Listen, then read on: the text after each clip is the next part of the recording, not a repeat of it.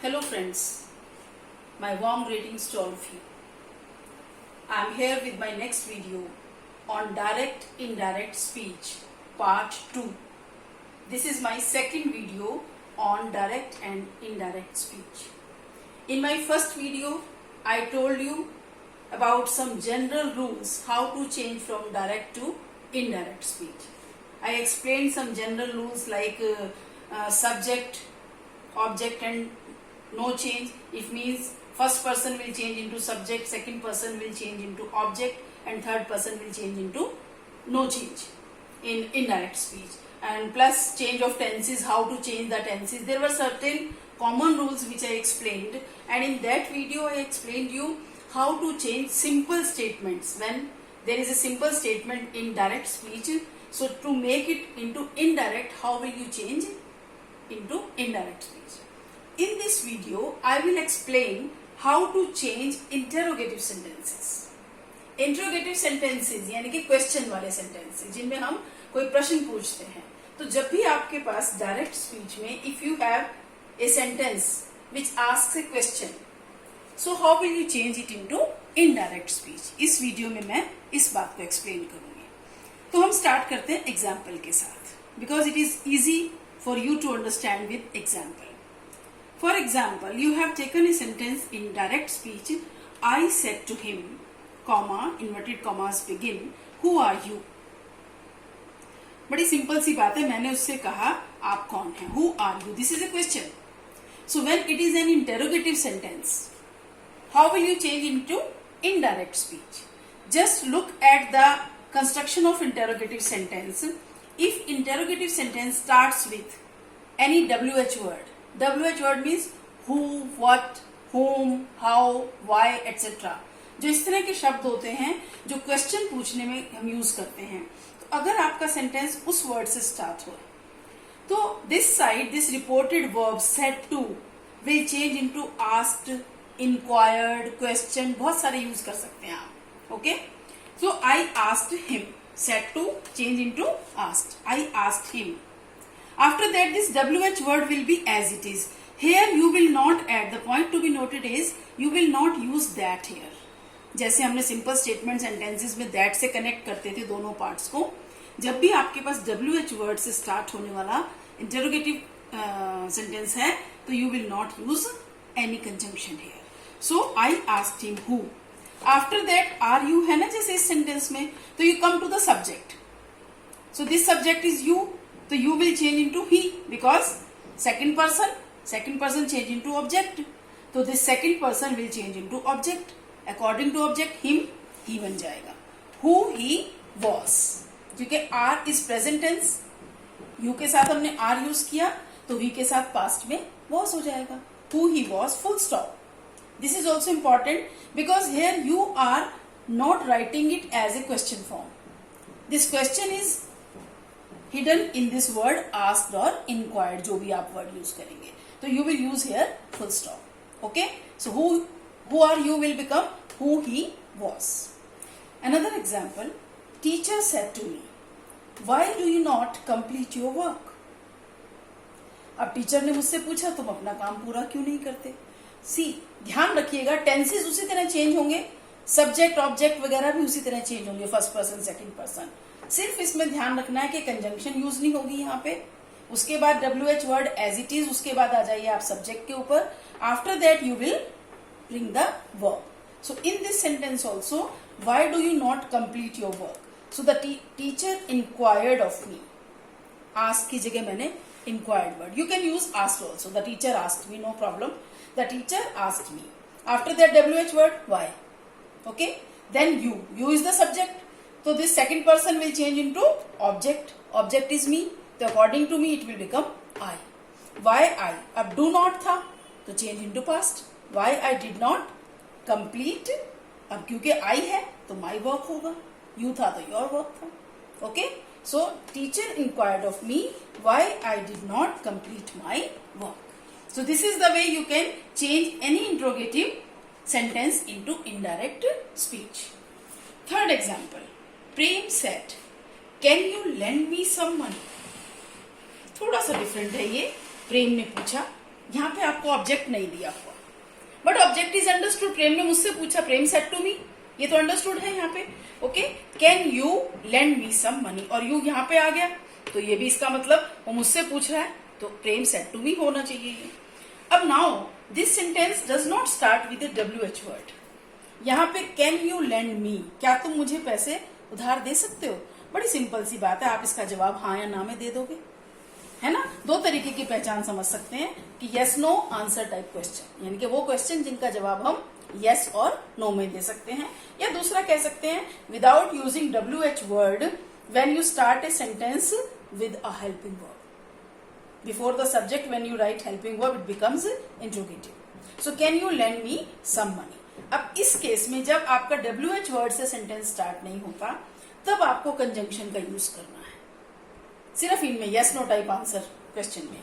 तो कंजंक्शंस कौन सी होंगी? इफ या वेदर, कोई भी एक, चाहे इफ यूज कर लीजिए चाहे वेदर। तो इट मीन्स, अब मैंने कहा था ना प्रेम सेड टू मी, अंडरस्टूड कर लीजिए, इसको मान लीजिए।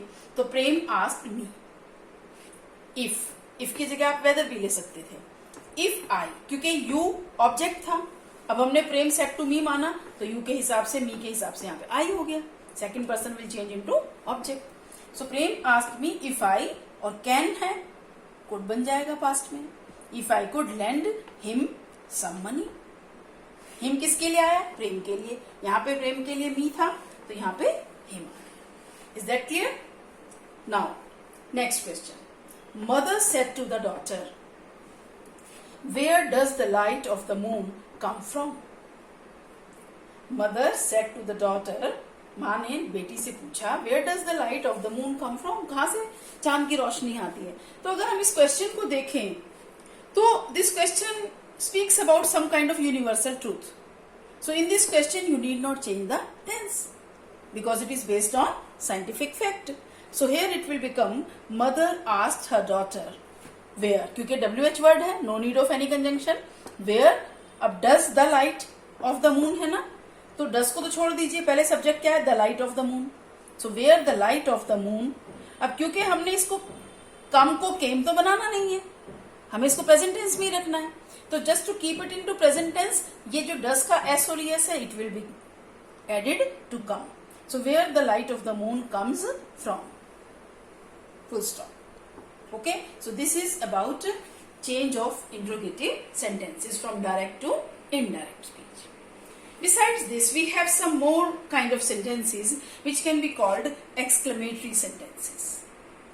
Exclamatory sentences मतलब कुछ ऐसे sentences जिसमें कुछ special emotions होती हैं. Wow, bravo, oh my God, sad, surprise, इस तरह की emotions होती हैं. ओके तो ये कुछ स्पेशल सेंटेंसेस होते हैं जिनको हम इनडायरेक्ट स्पीच में कैसे चेंज करते हैं. I am going to explain you through examples. यहाँ पे मैंने कुछ आपके लिए लिखा है. रिपोर्टेड वर्ब्स जो हैं, इसमें हम जो रिपोर्टेड वर्ब है ये सेड वगैरह वाली, तो it can change into pray, cry, bless, wish. Okay this way बहुत सारे वर्ड्स हो सकते हैं, अपलॉडेड, इस तरह के वर्ड्स. और इसके अलावा omit interjections such as bravo, alas, hurrah, etc. इनमें हम स्पेशल इमोशंस को शो करने के लिए कुछ पर्टिकुलर वर्ड्स यूज करते हैं. जैसे जब आप बहुत खुश होते हैं, वाह बहुत अच्छा लगा, वाह वाह. बहुत उदास होते हो, माय गॉड, सॉरी, है ना, alas. तो ये जो वर्ड्स होते हैं इंटरजेक्शंस कहलाते हैं. तो वी विल ओमिट बनेंगे, यानी कि इनको हम छोड़ देंगे. We will not repeat these interjections into our indirect speech. Okay so let us take the example. The captain said bravo, well done. अब इसमें कोई आपको ऑब्जेक्ट भी नहीं दिया. कैप्टन ने कहा वाओ बहुत बढ़िया काम किया. अब किसको कहा होगा? किसी को कहा होगा. कैप्टन सेड टू हिम कह लो, कैप्टन सेड टू मी कह लो. Okay captain said to the boy कह सकते हैं. तो इमेजिन कर लीजिए आप, मान लो हमने सोचा captain said to him bravo, well done. तो कैप्टन ने क्या किया है? उसको शाबाशी दी है ना, उसकी इंस्पायर किया उसको कह के ब्रावो, मतलब बहुत शानदार, बहुत अच्छा काम किया. तो इस ब्रावो का जो मीनिंग है that can be expressed by using this word uploaded. The captain uploaded him, उसको अपलॉड किया कैप्टन ने, क्या कहकर? Saying that he had done well. अब यहाँ पे आपको थोड़ा लग रहा होगा कि he had done well, had done कहां से आया? इमेजिन करो कैप्टन ने कहा तुमने बहुत अच्छा काम किया, तो इट इज पास्ट टेंस ना, well done. So this past simple tense will change into past perfect here. So the captain applauded him, saying that he had done well. यहाँ पे that conjunction use होगी क्योंकि we are taking this well done as a complete sentence. As a complete sentence means कि you have done well. Imagine कर लीजिए कि captain ने ऐसा कुछ कहा होगा, you have done well. So that's why that will become he had done well. The captain applauded him, saying that he had done well. Another example, he said, may you live long.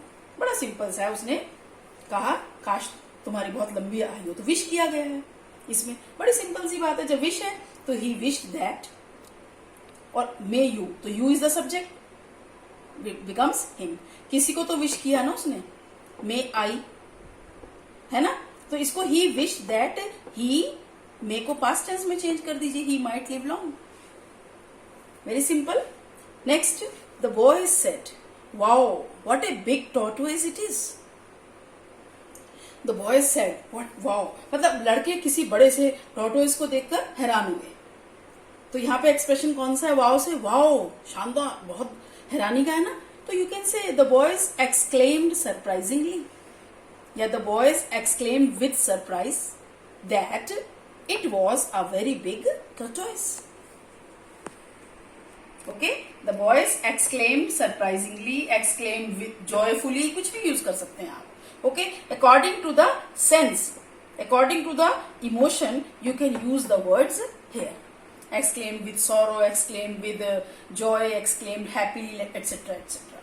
Okay, so the boys exclaimed surprisingly that it was a, क्योंकि what a big tortoise it is, it subject हो गया, it, इसको past में बदल दीजिए, it was, अब what a big बहुत बड़ा है, तो it was a very big tortoise. That's all. So this is the way you can change from direct to indirect speech. With a little practice, you can master this chapter. Very easy to understand. Only some tricks you have to keep in your mind. Otherwise, all other things you can change according to your common sense, according to your knowledge of general English. Thank you viewers for watching this video.